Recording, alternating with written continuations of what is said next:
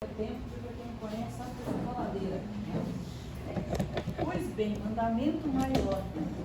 Este ensinamento de Jesus está para nós lá no capítulo 11 do Evangelho segundo o Espiritismo, mas é uma fala que Mateus nos traz, o evangelista Mateus, em vários capítulos seus. Hoje nós vamos abordar mais o capítulo 18 de Mateus, dos versículos lá 23 a 25. Mas antes vamos falar um pouquinho deste capítulo, né, que Allan Kardec organiza para nos trazer esse conhecimento com mais clareza e à luz do Espiritismo. Então ele tem ali todo um caminhar, né, baseado nesses relatos do apóstolo Mateus, nos trazendo situações em que Jesus nos apresentava o ensinamento que nós vamos refletir essa noite como o maior mandamento para nós, o principal mandamento. E tinham vários, né? Lembra que Moisés trouxe ali 10 mandamentos, né? Que Moisés esteve ali um tempo no planeta antes de Jesus, mas Jesus apresenta esse como o resumo de tudo, né? O principal mandamento para todos nós. E nós vamos nos utilizar, como está lá na narrativa de Mateus, capítulo 18, da parábola do mau servo, ou também conhecida como a parábola dos credores e dos devedores. Mas antes vamos passar um pouquinho ali pelo Evangelho, logo no início do capítulo 11, dos itens 1, 2 e 3 ali, onde tem os relatos de Mateus, são vários, ele volta a falar sempre no assunto, de formas diferentes, mas que leva a essa reflexão. Um benfeitor nos orienta a respeito do que significa esse mandamento para nós. E resumidamente, né, porque é claro que nós aqui por muito tempo não dá para a gente trazer tudo, ele nos diz que esta é a conduta mais segura que nós temos para adotar para as nossas vidas, que é de fazer para os outros o que nós gostaríamos que os outros nos fizessem. Jesus podia fazer diferente essa frase, podia. Faz para o outro o que o outro precisa, não podia fazer esse movimento na direção só do outro, mas ele vai lá e vem aqui, né? Faz para o outro o que você gostaria que fizesse para você. Neste momento, os benfeitores nos dizem que esta é a conduta mais segura que nós podemos adotar para as nossas vidas. É o guia mais seguro nas nossas vidas. É esse comportamento de entregar para os outros aquilo que nós gostaríamos que os outros nos entregássemos. E este é o mandamento maior, né? Bem simples, né? É simples, será? Para nós tem sido um pouco difícil de executar isso, de exercitar isso, mas parece simples, não parece? Logo no início, quando a gente lê essa frase, nós temos duas reflexões bem interessantes que Jesus nos coloca, se a gente prestar bem atenção. Porque quando ele diz assim, faz para o outro o que você gostaria que o outro te fizesse, ele já nos coloca numa condição de que você não quer que faça o mal para ti, né? Pronto. Então vai fazer o mal para o outro também, que é só o que pode fazer para ti. Num segundo momento, nos põe uma outra reflexão. Mas o que é que você quer para você? Você já sabe? Já refletiu a respeito? Já tem conhecimento de si mesmo suficiente para decretar uma norma de conduta que você gostaria que acontecesse contigo? E o que está acontecendo nas relações nossas?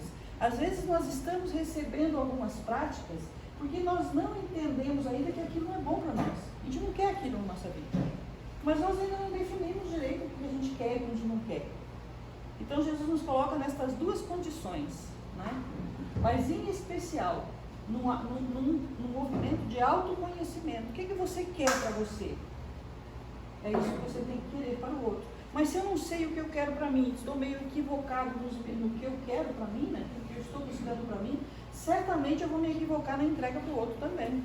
Então faz um processo ali de autoconhecimento, porque Jesus é aquele mestre que nós já todos já sabemos e já conversamos aqui em outras oportunidades. É aquele que nos faz levantar da cadeira, né? Ele não gosta de ver ninguém parado. Jesus é movimento. É um pedagogo que exige movimento, exige busca, né? Ele não entrega nada pronto, ele entrega tudo para que a gente vá em busca da compreensão. E é exatamente por isso que nós vamos falar hoje da parábola do servo mau, ou dos credores e dos devedores. Quem narra ela é Mateus, lá no capítulo 18. E isso está no capítulo 18. Tem outras falas em outros capítulos. Mas sempre Mateus, eu achei interessante que é Mateus que mais traz essa reflexão. Para quem não lembra da parábola do servo mau, dos credores e devedores, é o momento que Jesus está lá no meio do povo, como se ele estivesse aqui conosco agora. Isso seria bem bom, né? Ele está representado, né? por amigos benfeitores, por espíritos amigos que trabalham, né, enormemente em prol de nós mesmos. Ele está e sempre estará, sempre esteve e sempre estará.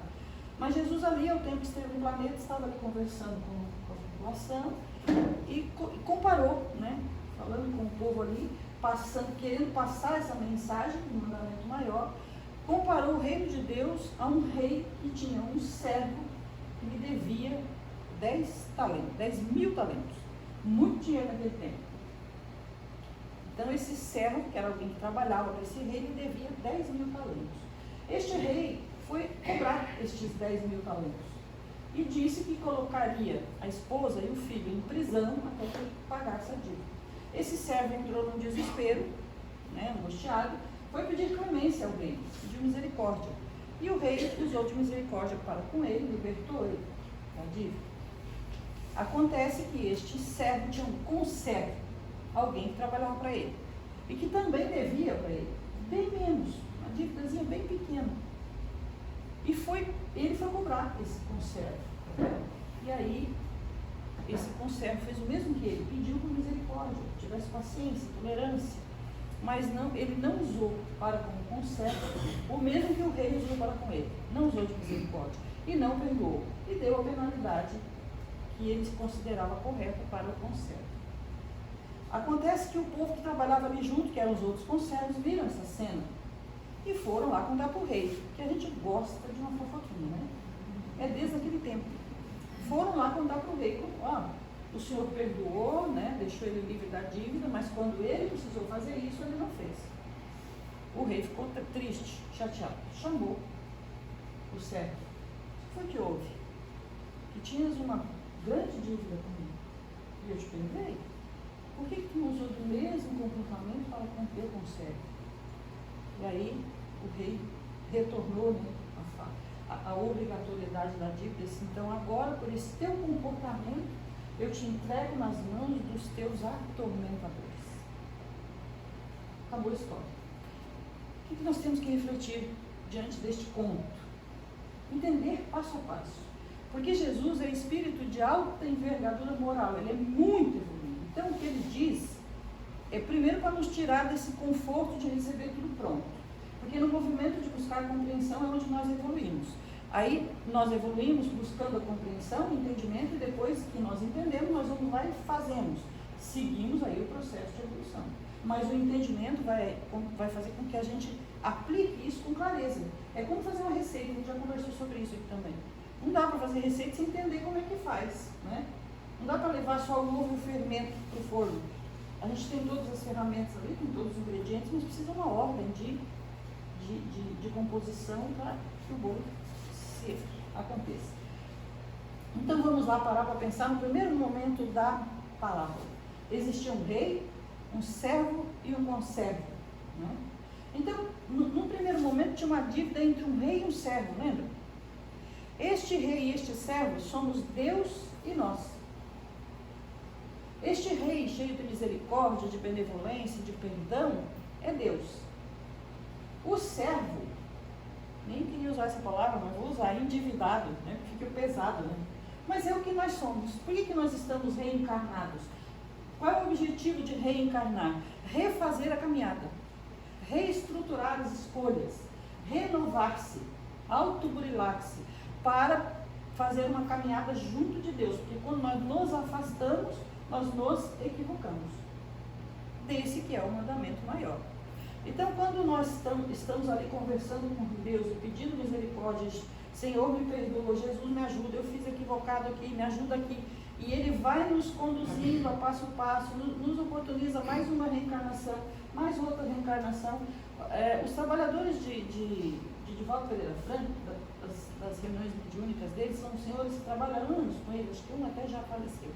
Eles contam histórias para nós de espíritos que vêm recapitulando o mesmo equívoco há muitas reencarnações. A notícia ruim é essa, nós estamos nesse balaio. Mas a boa é que nunca acaba a oportunidade. Nós vamos sempre reencarnar novamente, até que seremos livres, espíritos puros. Mas, quem significa então o servo e o conservo? Adivinharam já? Somos nós e os nossos devedores, de aqui e agora. Mas aqui nós não estamos falando de dívida material, que tem também, né? Aqueles parentes que a gente empresta e nunca devolve, né? Ou foi para nós, foi emprestado, que é o meu caso, não podia contar, mas já contei, e a gente nunca devolve, porque é um irmão querido, não precisa, né? A gente vai deixando. Então, o que significa isso? Existe uma relação entre o servo e o conservo, nós e os nossos devedores. As nossas dívidas, aqui, entre nós. E o que aconteceu entre nós? Não usamos da mesma medida, não foi? Enquanto Deus perdoa, é misericordioso, nos oportuniza novas existências, novos reencontros daqueles a quem devemos, começando lá na infância, enquanto bebezinho, que é fácil gostar de criança, né? Por que será que a gente passa pela infância? Porque o espírito, no momento da infância, é amado, ele é acolhido, ele é recebido, mas ele é um espírito que nos deve alguma coisa, nós temos algum tipo de comprometimento com ele. Só que esse afeto que se desenvolve lá no começo, né? Bem limpo, porque a criança traz o esquecimento ali das mazelas que vêm com ela, que depois se afloram ali a partir da adolescência, da juventude, que é onde ele vive as suas crises também, né? O que acontece? Enquanto criança, a gente desenvolve um afeto que nos possibilita já começando o processo do perdão, da dívida, que a gente tem dificuldade de trabalhar. Mas o que aconteceu com o conservo? Ele também não pediu misericórdia, assim como o servo pediu ao rei, mas o conservo recebeu a misericórdia, mas não doou. O que significa isso? O não envolvimento com o mandamento maior. Fazer para o outro o que você gostaria que fosse feito para você. Ele recebeu do rei o perdão da dívida, mas não ofertou o perdão da dívida para alguém que era perdão seu. E Jesus finaliza essa parábola de que forma? Então vou te entregar, depois que ele ficou sabendo que a gente foi lá e contou, né? O que ele diz? Então eu vou deixar eles entregues aos atormentadores. Como a primeira parte para nós é claro, é fácil de entender, vamos para os atormentadores. Quem são esses atormentadores? Para onde foi que Jesus nos mandou com essa parábola? Para onde que ele nos direcionou a partir do momento que ele viu que nós estávamos fora da lei? A partir do momento que ele nos encontra num ato de desamor, de não uso do mandamento maior. Quando ele nos encontra não entregando para o outro aquilo que a gente gostaria de receber, ele nos entrega nas mãos dos atormentadores. Quem são? Os espíritos obsessores? A gente pensa que é, né? Os encostos, quem conhece aqui? Tem bastante, né? Às vezes o encosto somos nós. Quase sempre, por sinal, né? Porque é a linha de pensamento que define tudo. Então, essa é uma prática, inclusive, que a Lídia de Cerqueira Filho diz que é muito comum para nós. Jogamos a culpa para fora, né? Mas a culpa nunca é boa, nem para fora, nem para dentro, porque ela não é produtiva. Então, nós vamos contar com a Lídia de Cerqueira Filho. Eu já falei muito dessa obra aqui. Esse aqui é o volume 3, volume 1, desculpa, mas tem 3. E tem um que quando ele fez a primeira vez, o que ele faz? Uma análise muito psicológica, muito atual destas parábolas. Ele traz para nós, na atualidade, como é que a gente deve entender esse conto, né? Porque esse conto tem um reflexo nas nossas vidas hoje, aqui e agora. Porque tudo que Jesus diz é atemporal. Ele falou há 2025 anos atrás e vai ter valia lá no ano 10.050, para frente ainda.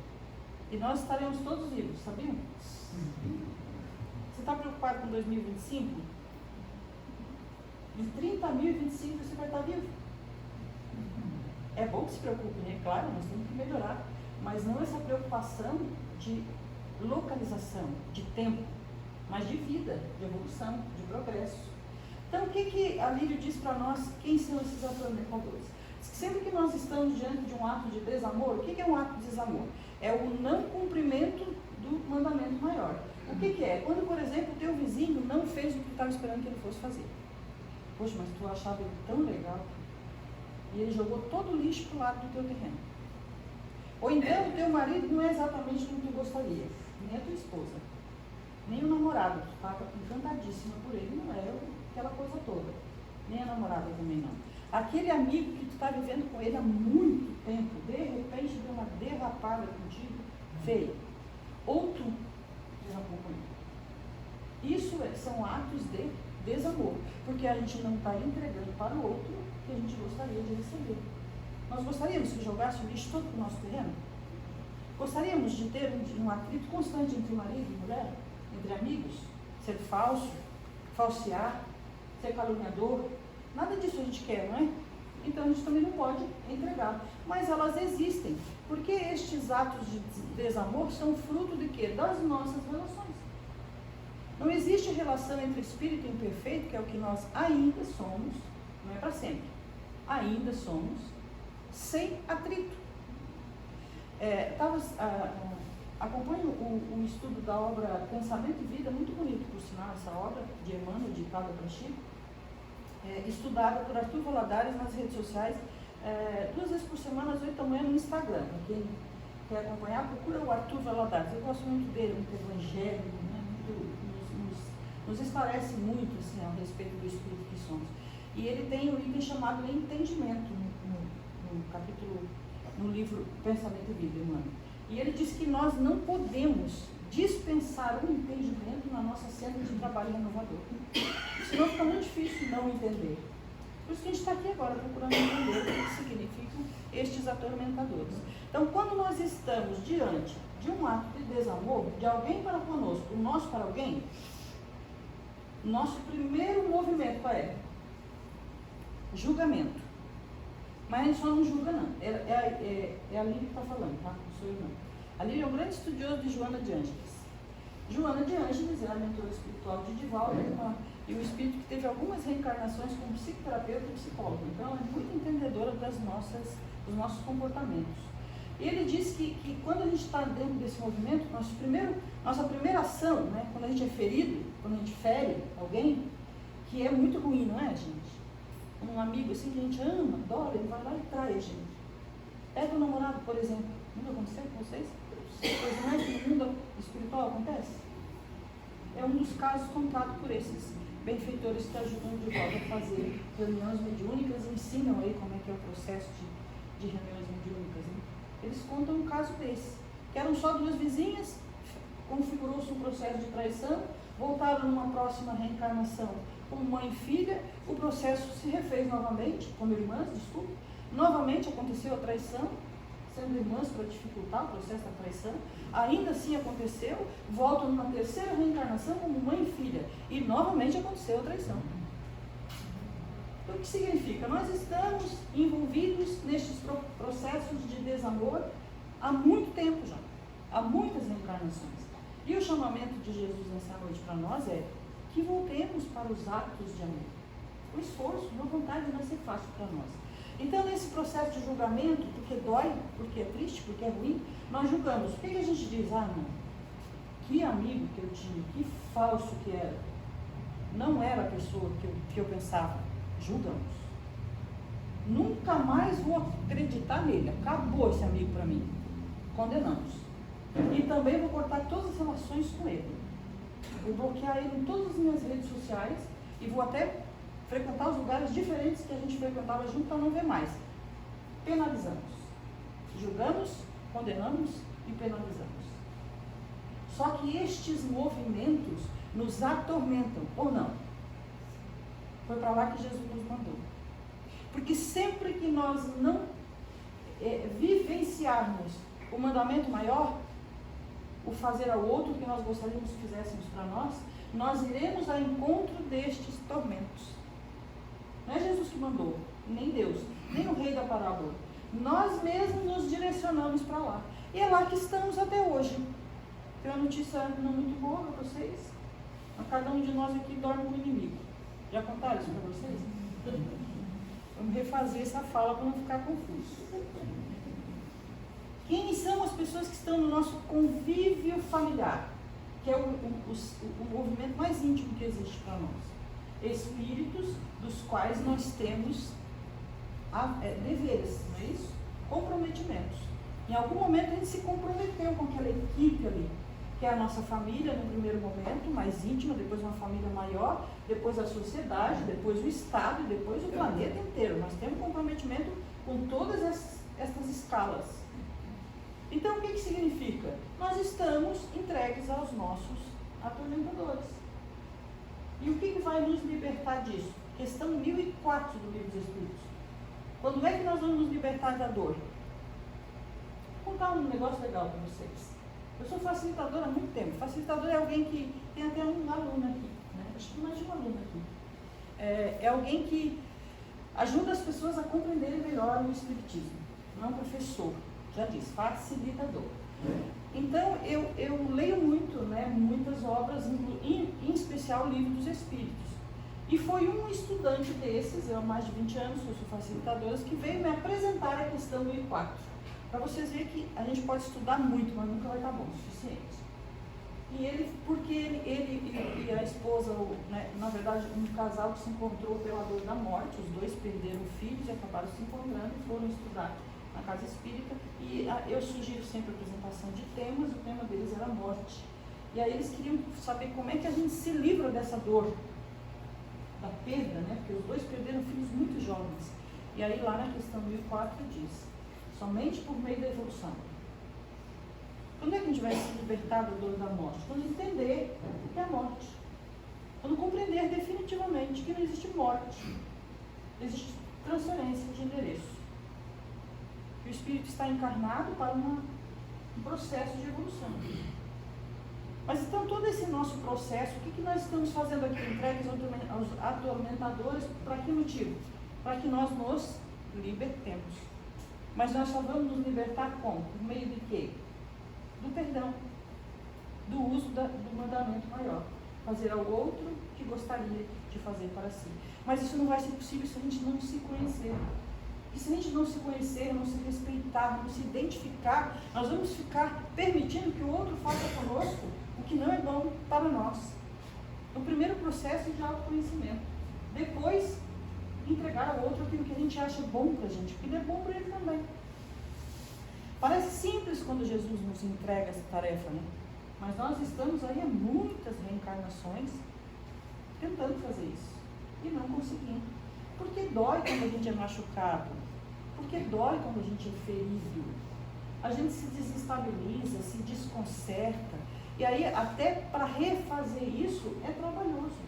E é por isso que ele nos diz aqui, ó, Alírio Cerqueira. Ser feliz é trabalhoso, por isso que a maioria das pessoas prefere a culpa, a desculpa. Porque daí a gente fica onde está e não precisa fazer nada. Mas ele diz também que esse processo nosso de julgamento, de condenação e de penalidade, ele nos leva para os dois movimentos diante de uma dor que nós estejamos vivendo, que é um fruto de um desamor. O primeiro deles, quando é para nós, fomos nós que fomos o amigo infiel, fomos nós que fomos o vizinho incoerente. Então nós entramos num processo de, quando é de nós para conosco, né? De culpa e remorso. Alguém já sentiu isso aqui? Não precisa contar. Só para pensar. Quando é de nós para o outro, não, um amigo muito querido fez uma coisa muito triste para nós. Meu marido me traiu, minha esposa me traiu, meu filho foi embora, nem me disse nada, que ia embora, me abandonou. Quando alguém faz esse ato de desamor para conosco, nós usamos do ressentimento, do ódio, do rancor e do desejo de vingança. Nenhum desses comportamentos nos é lícito. Nenhum deles é renovador para nós. E nós estamos aqui por que motivo? Por que nós estamos reencarnados? Para renovar as atitudes. Então nós entramos num ciclo de fazer tudo novamente. E aí por isso que nós temos que ficar sendo sempre entregues aos atormentadores. Porque esse sentimento nos atormenta. Por quê? Porque nós temos conscientemente, na nossa consciência, a lei divina. E a lei divina nos diz que se nós fizermos para o outro o que o outro gostaria que fizesse, o que nós gostaríamos que o outro fizesse para nós, nós seremos livres, felizes, saudáveis, emocionalmente equilibrados. E nós sabemos disso porque a lei está na consciência.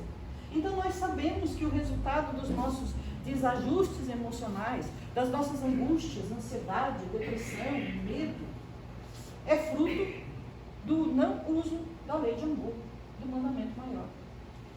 Mas ele nos diz uma coisa ainda mais séria, olha só.